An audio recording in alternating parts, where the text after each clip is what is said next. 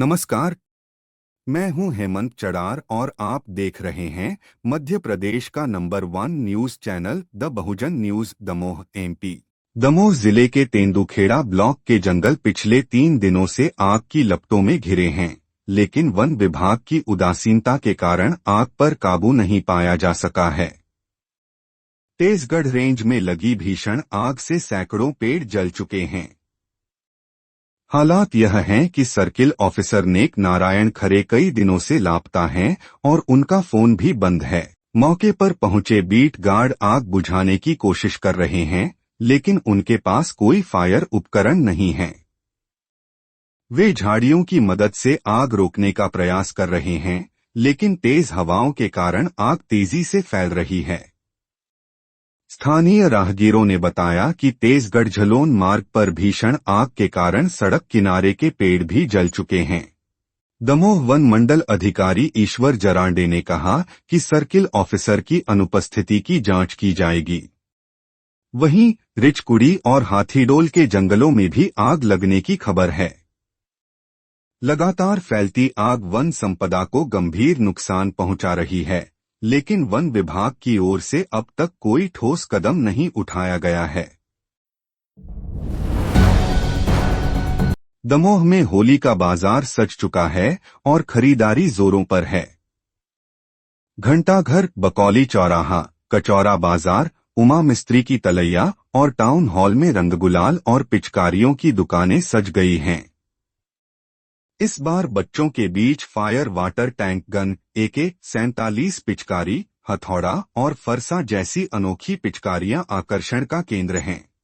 सबसे महंगी school bag tank पिचकारी की कीमत 800 रुपए तक है, जबकि AK-47 पिचकारी 700 रुपए में मिल रही है। छोटे बच्चों के लिए टैंक पिचकारियां 10 रुपए से 1200 रुपए तक विभिन्न दामों में उपलब्ध हैं। पहली बार बाजार में फायर गुलाल टैंक आया है, जो धुएं के रूप में गुलाल फेंकता है और 5 से 8 फीट तक रंग बिखेरता है। इसकी कीमत 400 से 1200 रुपए के बीच है। महंगाई का असर भी बाजार पर दिख रहा है। रंग गुलाल के दाम 20% तक बढ़ गए हैं। हर्बल गुलाल की मांग बढ़ी है, जिसकी कीमत 50 से 100 रुपए प्रति पैकेट है, जबकि खुला गुलाल 200 रुपए किलो तक पहुंच गया है। विक्रेताओं के अनुसार इस बार स्वदेशी पिचकारियां ज्यादा बिक रही हैं। दमोह जिले के तारादेही थाना क्षेत्र में पुलिस ने रविवार रात बड़ी मात्रा में अवैध शराब बरामद की। शराब माफिया पुलिस की दबिश के दौरान कार और शराब जंगल में छोड़कर फरार हो गए। 1 अप्रैल से जिले में नए शराब ठेके शुरू होने वाले हैं, जिससे पहले माफिया तेजी से अवैध शराब खपाने की कोशिश कर रहे हैं। थाना प्रभारी राजीव पुरोहित के अनुसार पुलिस को मुखबिर से सूचना मिली थी, जिसके आधार पर मुख्य मार्ग पर चेकिंग लगाई गई। पुलिस को देखते ही एक कार तेजी से जेतगढ़ की ओर भागी। पुलिस ने पीछा किया और पौड़ी और बम्होरी मार्ग पर लावारिस हालत में कार मिली। पास के जंगल में 21 पेटी अवैध शराब बरामद हुई, लेकिन आरोपी भागने में सफल रहे। पुलिस ने MP 20 ZP 4029 नंबर की नई कार जब्त की है। जब्त शराब की कीमत 1 लाख रुपए, जबकि कार की कीमत 9 लाख रुपए आकी गई है। पुलिस ने अज्ञात आरोपियों के खिलाफ मामला दर्ज कर जांच शुरू कर दी है। अवैध शराब के कारोबार पर अंकुश लगाने के लिए पुलिस द्वारा लगातार अभियान चलाया जा रहा है। दमोह पुलिस का यह फ्लैग मार्च एक प्रेरणादायक पहल है। त्योहारों के दौरान सुरक्षा सुनिश्चित करने और लोगों को यातायात नियमों के प्रति जागरूक करने के लिए यह कदम सराहनीय है। पुलिस अधीक्षक श्री श्रुतकीर्ति सोमवंशी द्वारा हेलमेट पहनकर स्वयं बाइक चलाना और लोगों को हेलमेट पहनने के लिए प्रेरित करना एक महत्वपूर्ण संदेश है। मार्च में कई वरिष्ठ अधिकारियों और पुलिस बल की सक्रिय भागीदारी इस अभियान को और भी मजबूत बनाती है। इस प्रकार की पहलें समाज में सकारात्मक बदलाव लाने में मदद करती हैं और लोगों को सुरक्षा के प्रति जागरूक करती हैं।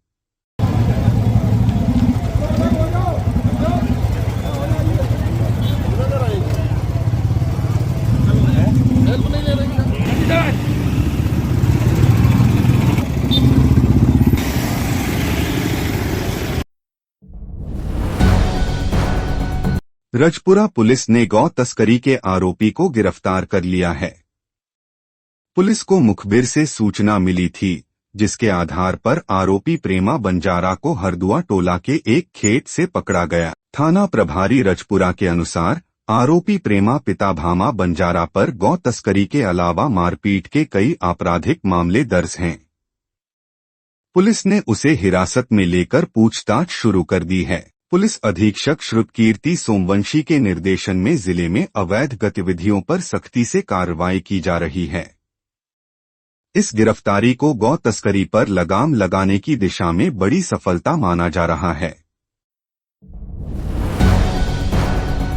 दमोह पुलिस ने पुलिस मुख्यालय भोपाल के निर्देशानुसार निजी वाहनों में हूटर, फ्लैशलाइट, वीआईपी स्टिकर और अमानक नंबर प्लेट के खिलाफ 15 मार्च 2025 तक विशेष अभियान चलाया है। इस अभियान के तहत 3 वाहनों से मौके पर ही हूटर हटवाए गए। अमानक नंबर प्लेट वाले 5 वाहनों पर चालानी कार्रवाई की गई। मारूताल और मुक्तिधाम क्षेत्र में 28 वाहनों पर चालान कर 13,600 रुपए का समन शुल्क वसूला गया। आम नागरिक इस अभियान में भागीदारी निभा सकते हैं। निजी वाहनों में हूटर और अमानक नंबर प्लेट की शिकायत करने के लिए पुलिस मुख्यालय ने हेल्पलाइन नंबर 7,58,76,47,905 जारी किया है। यातायात प्रभारी निरीक्षक दलबीर सिंह और उनकी टीम द्वारा यह अभियान दमोह नगर में सख्ती से चलाया जा रहा है, ताकि यातायात नियमों का पालन सुनिश्चित हो और अवैध वीआईपी संस्कृति पर रोक लगाई जा सके।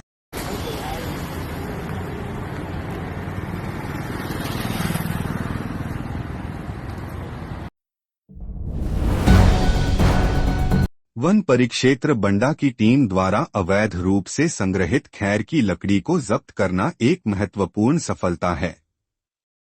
मुखबिर की सूचना पर कार्रवाई करके वन परिक्षेत्र अधिकारी विकास सेठ और उनकी टीम ने 67 नग खैर की लकड़ी जब्त की और वन अपराध क्रमांक 5442/23 के तहत मामला पंजीबद्ध किया। मौके पर जब्ती कार्रवाई के दौरान भारत यादव और उनके साथियों द्वारा वन स्टाफ को धमकाने और विवाद की स्थिति उत्पन्न करने की भी घटना सामने आई।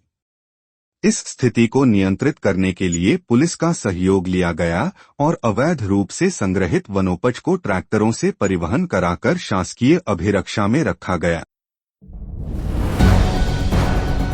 मुख्यमंत्री डॉक्टर मोहन यादव के नेतृत्व में मध्य प्रदेश निर्यात प्रोत्साहन नीति 2025 लागू की गई है, जिससे प्रदेश के औद्योगिक विकास को नई दिशा मिल रही है। इस नीति का उद्देश्य स्थानीय उद्योगों को वैश्विक बाजारों तक पहुंचाना, निवेश को बढ़ावा देना और निर्यात को प्रोत्साहित करना है। मध्य प्रदेश सरकार की निर्यात नीति औद्योगिक निवेश को मिल रही गति। निवेश क्रांति के नायक मुख्यमंत्री डॉक्टर मोहन यादव के नेतृत्व में मध्य प्रदेश वैश्विक निवेशकों की पहली पसंद बन चुका है। प्रधानमंत्री श्री नरेंद्र मोदी जी के मार्गदर्शन में राज्य सरकार की नई निवेश नीतियों ने देश विदेश के निवेशकों को आकर्षित करने में अहम भूमिका निभाई है। इसी कड़ी में मुख्यमंत्री डॉक्टर मोहन यादव ने एक और नवाचार करते हुए प्रदेश की पहली निर्यात नीति लागू की। मध्य प्रदेश को लॉजिस्टिक हब बनाने, निर्यात बढ़ाने, निवेशकों को सुविधा प्रदान करने और रोजगार के अधिक अवसर सृजित करने के उद्देश्य से निर्यात नीति में कई प्रावधान किए गए हैं। नई निर्यात नीति के अंतर्गत मध्य प्रदेश की मौजूदा निर्यात को 60,000 करोड़ से बढ़ाकर 1 लाख करोड़ तक ले जाने का लक्ष्य रखा गया है। निर्यात के लिए पोर्ट तक माल परिवहन पर 50% किराया अनुदान दिया जाएगा। इसके अंतर्गत निवेशक प्रति यूनिट रुपए 40 लाख के मान से 5 साल में अधिकतम रुपए 2 करोड़ तक अनुदान ले सकेंगे। पहली बार निर्यात करने पर रजिस्ट्रेशन व सर्टिफिकेशन पर खर्च का 10 लाख तक अनुदान मिलेगा। साथ ही निर्यात बीमा प्रीमियम की लागत का 25 लाख तक अनुदान भी दिया जाएगा। राष्ट्रीय और अंतर्राष्ट्रीय व्यापार मेलों और बायर सेलर मीट में शामिल होने पर खर्च का 75% अनुदान भी शामिल है। इतना ही नहीं, निर्यात संबंधी क्रेडिट फैसिलिटी या कर्ज पर 5% इंटरेस्ट सब्सिडी भी दी जा रही है। यानी मध्य प्रदेश में निवेश के साथ साथ निर्यात पर भी दी जा रही है वित्तीय सहायता। मध्य प्रदेश सरकार का नवाचार, निर्यात प्रोत्साहन नीति से बढ़ेगा व्यापार। लखन पटेल, राज्य मंत्री, स्वतंत्र प्रभार, पशुपालन एवं डेयरी विभाग, मध्य प्रदेश शासन से मुलाकात कर मुक्ति की उड़ान पत्रिका भेंट की। दमोह जिले में 400 से अधिक श्रवण बाधित दिव्यांग पिछले 5 साल से सुनाई देने वाले उपकरणों से वंचित हैं। सामाजिक न्याय विभाग के अनुसार 81 दिव्यांगों को तत्काल आवश्यकता है, लेकिन अब तक कोई मदद नहीं मिली। दिव्यांगजन महंगे उपकरण 10,000 रुपए से 1 लाख रुपए खरीदने में असमर्थ हैं, जबकि प्रशासन CSR फंड से खरीद सकता है, लेकिन इस दिशा में कोई पहल नहीं हुई। सामाजिक न्याय विभाग ने जल्द ही शिविर आयोजित करने की बात कही है, जहां विशेषज्ञ जांच कर पात्र दिव्यांगों को उपकरण वितरित करेंगे। Subscribe the Bahujan news and like this video.